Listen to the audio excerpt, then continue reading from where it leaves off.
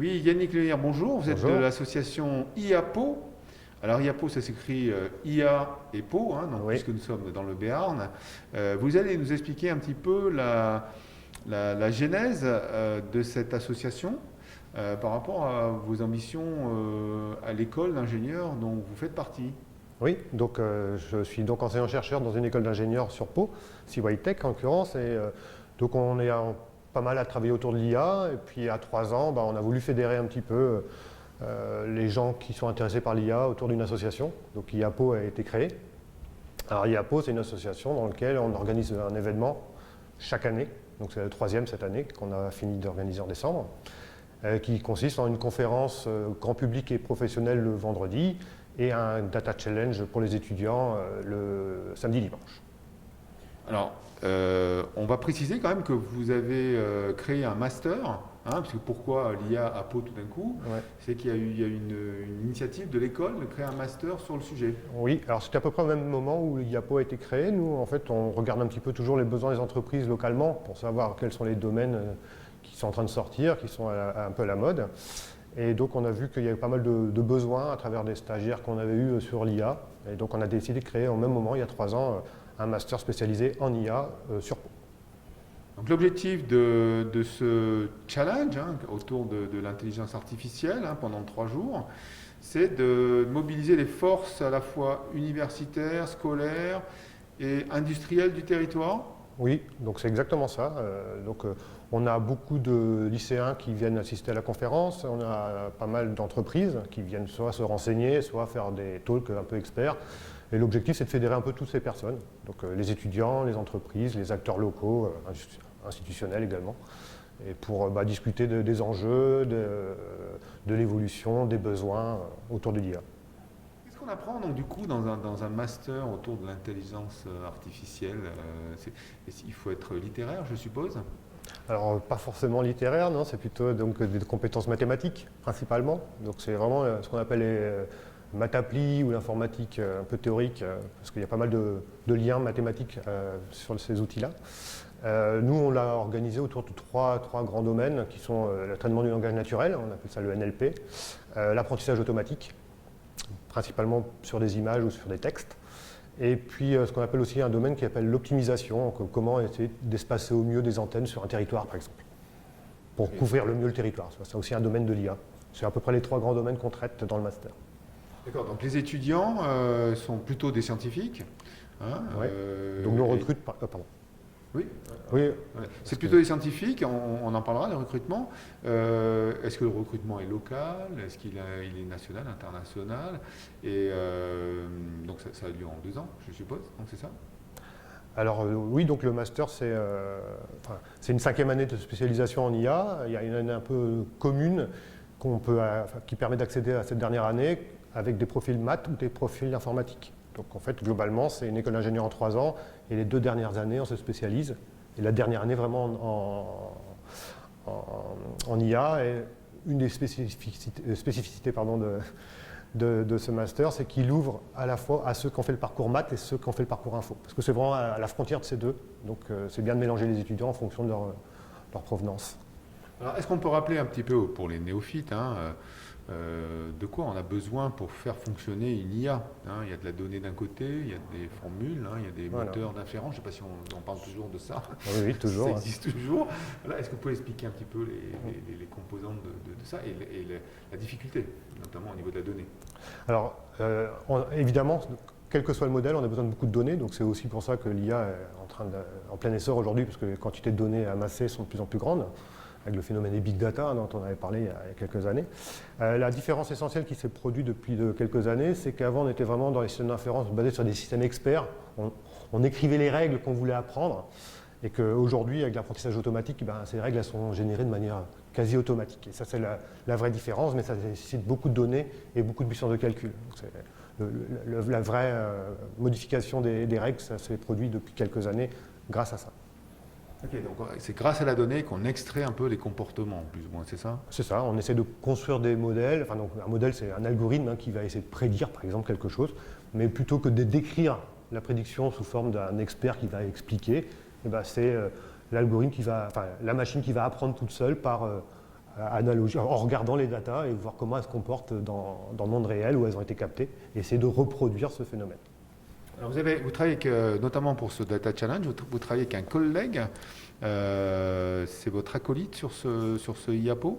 Alors oui, donc je travaille avec Yann Vernaz notamment, hein, on est plus d'une vingtaine dans l'association, mais avec Yann qui travaille avec moi sur le Data Challenge. Alors Yann, c'est quelqu'un qui intervient aussi dans le master, c'est lui qui fait le cours de ce qu'on appelle le Deep Learning aujourd'hui, qui est les modèles les plus puissants et les plus récents pour faire de l'apprentissage. Et donc c'est pour ça qu'il intervient dans le master depuis 3 ans, depuis l'ouverture, et il chapeaute aussi les étudiants pendant le Data Challenge. Bon. Donc Yann, du coup, on a parlé rapidement de Deep Challenge, de Deep Data, donc, ou de Deep, c'est quoi en fait, de quoi vous parliez en fait? Oui, il a employé un peu des mots techniques. Hein. Donc aujourd'hui, dans l'intelligence artificielle, il y a des méthodes plus ou moins avancées. Donc ça englobe toutes les méthodes statistiques de base jusqu'à des méthodes plus récentes. Et en particulier, on a ce qu'on appelle les réseaux de neurones. En particulier. Voilà. On peut expliquer un peu quand même parce que... Voilà, donc récemment, donc ça fait une dizaine d'années, en fait, il y a une explosion, on va dire, de l'IA. C'est grâce à un type de méthode qu'on appelle techniquement le deep learning, pour réseau de neurones profonds, et en fait qui ont permis de faire des avancées vraiment conséquentes dans tout ce qui est traitement du texte, c'est-à-dire que la compréhension des textes, par exemple les traducteurs automatiques, etc., les chatbots, et tout ce qui est traitement d'images. Donc pareil, les images, c'est classifier des images, décrire une image, par exemple on a une photo, et on peut décrire automatiquement ce qu'il y a dans la photo. Donc tout ça, ça a été fait récemment et ça a avancé récemment grâce à l'avancée, on va dire, des méthodes de type réseau de neurones. Alors vous connaissez bien le milieu industriel, vous utilisez ce type de technologie au quotidien? Oui, donc c'est mon métier, moi, de concevoir, on va dire, des algorithmes dans l'industrie. Et donc aujourd'hui, il y a une très forte demande, donc c'est pour ça qu'il y a de plus en plus de formations en France, d'ailleurs de très bonne qualité, pour former de ce type d'ingénieurs, dans ce qu'on appelle communément les data scientists, donc les scientifiques des données. Donc c'est des gens qui traitent des données, qui font des algorithmes, qui testent ces algorithmes, qui vérifient qu'ils fonctionnent. Et donc oui, on traite des documents, des images, des séries chronologiques, des données plus ou moins personnelles, etc., etc. D'où aussi les questions derrière d'éthique, etc., dont on n'a pas parlé, mais qui sont aussi importantes. Mais j'allais vous poser la question justement, mon cher monsieur, parce qu'en fait, quand on parle de données industrielles, ça va, mais dès qu'il s'agit de données personnelles, on sait que les algorithmes, qui sont souvent critiqués, ceux de Facebook, ceux des autres, c'est plus problématique, non? Est-ce que ça fait partie aussi de la formation que vous donnez aux étudiants sur la problématique d'éthique des données?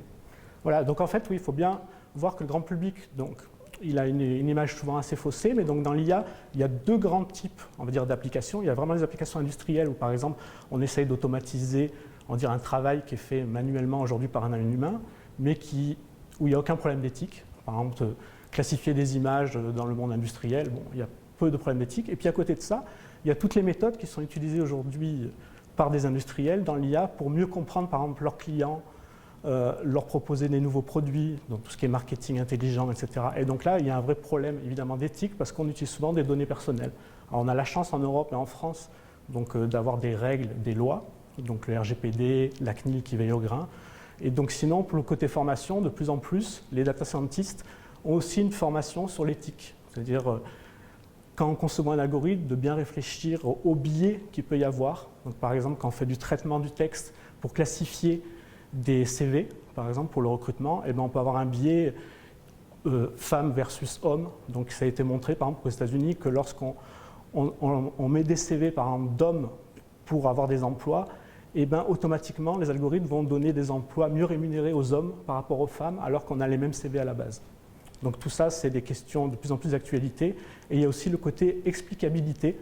De plus en plus, quand on fait des algorithmes d'intelligence artificielle, il y a besoin d'expliquer ce qu'on fait.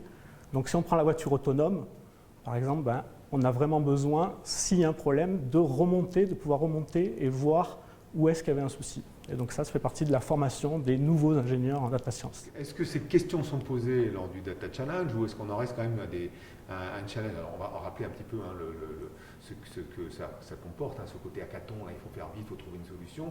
Sur quel type de données vous allez travailler et est-ce que les questions éthiques sont posées lors de ce Data Challenge? On n'a pas le temps de se les poser peut-être? Alors donc le fameux Data Challenge là, qu'on organise chaque année, donc sur un week-end, qui est pour les étudiants, donc organisé par IAPO. Donc effectivement, on a des données et donc on a un problème à résoudre en un week-end. Et donc pour l'instant, on n'a pas eu de questions éthiques à résoudre parce que ce n'était pas des problèmes où l'éthique rentrait en compte. Par contre, cette année, donc en 2020, dans le Data Challenge, j'avais un prix environnement parce que les algorithmes donc, sont très consommateurs d'énergie. Et donc, on demandait aux étudiants de concevoir des algorithmes qui consomment le moins possible d'énergie. Et donc, on a remis le prix du meilleur algorithme, le plus écologique, à une équipe. Alors, il faut savoir quand même qu'il y a une forte dotation. Hein. Moi, je suis impressionné. Oui, donc en 2020, là, donc en décembre 2020, il y avait 20 000 € de prix. Donc, il y avait 3 équipes, donc classées 1, 2, 3, qui ont eu différents price money. Et il y avait un prix donc, spécial environnement de 5 000 € pour la meilleure équipe, on va dire, lors de ce Data Challenge. Donc en tout, 20 000 € de price money remis aux étudiants. C'est un gros concours, hein. On peut parler de chiffres et puis de l'organisation de la 3e édition qui a été un petit peu particulière, hein, comme Eidos l'est aujourd'hui. Oui, donc l'année dernière, on a eu plus de 300 inscrits, donc c'est-à-dire 300 étudiants de différentes écoles d'ingénieurs de toute la France, de Paris, Rennes, Lyon, Bordeaux, Pau, évidemment. Et donc 300 étudiants inscrits, donc tout était à distance, d'accord, cette année, qu'on ne pouvait pas faire en présentiel. Et donc on a eu 170 étudiants, je crois, présents, qui ont participé au Data Challenge durant tout le week-end.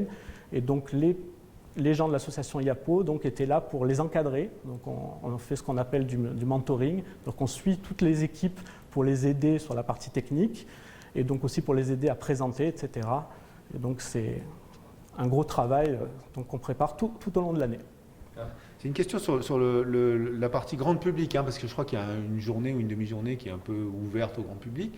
Ils découvrent quoi en fait? Qu'est-ce que vous leur expliquez pour qu'ils comprennent? Donc là, dans le cadre donc, de cette conférence et Data Challenge, donc c'est le vendredi, donc toute la journée, il y a donc des conférences qui sont organisées et donc ça va du grand public jusqu'à l'expert. Et donc chaque année, on a une thématique. Donc cette année, la thématique, c'était l'éthique et l'environnement. Donc on a eu différents intervenants de la CNIL, des enseignants-chercheurs, des industriels. Donc on discutait tout au long de la journée, sous forme de conférences ou de table ronde, sur l'éthique dans l'IA. Donc c'est très intéressant avec des philosophes, des data scientists, etc., des enseignants-chercheurs, et de l'environnement, c'est-à-dire l'environnement dans l'IA, comment on peut aider à mieux gérer, on va dire, notre consommation ou à mieux traiter des données pour essayer de préserver au mieux notre environnement. Un sujet passionnant et en plus une initiative vraiment excellente. Est-ce qu'on peut retrouver tous ces travaux, ces idées, ces prix sur un site web par exemple? Oui, donc aujourd'hui on a un site web, c'est iapo.org qui est le site de l'association. Et sinon pour chaque événement, donc on a iapo.com je crois, donc où on peut retrouver toutes les vidéos, etc., qui sont également aussi sur YouTube. Donc toutes les vidéos de la conférence du vendredi sont sur YouTube. Et pour ce qui est du Data Challenge, donc il y a la présentation des projets et les jurys finaux, on va dire la remise des prix qui est aussi en ligne. Yann et Yannick, merci beaucoup pour ces explications et félicitations pour cette initiative. Merci à vous de nous avoir invités. Et en tout cas, voilà, vous savez qu'on est présent sur le territoire. On veut développer, fédérer la data science dans tout le territoire, on va dire Béarn au sens large. Donc, je mets les Hautes-Pyrénées et le Pays Basque. Et donc voilà, venez nous voir si vous avez besoin qu'on intervienne par exemple dans les écoles. Ça fait faire partie aussi de l'association, qu'on vienne dans les lycées pour expliquer ce que c'est l'IA, qu'est-ce que sont les métiers de l'IA, donc qui vont du data scientist peut-être aux philosophes spécialistes d'éthique, aux juristes spécialistes des données personnelles, etc. Donc aujourd'hui, c'est un spectre très large, l'IA, qui fait intervenir beaucoup de métiers. Merci.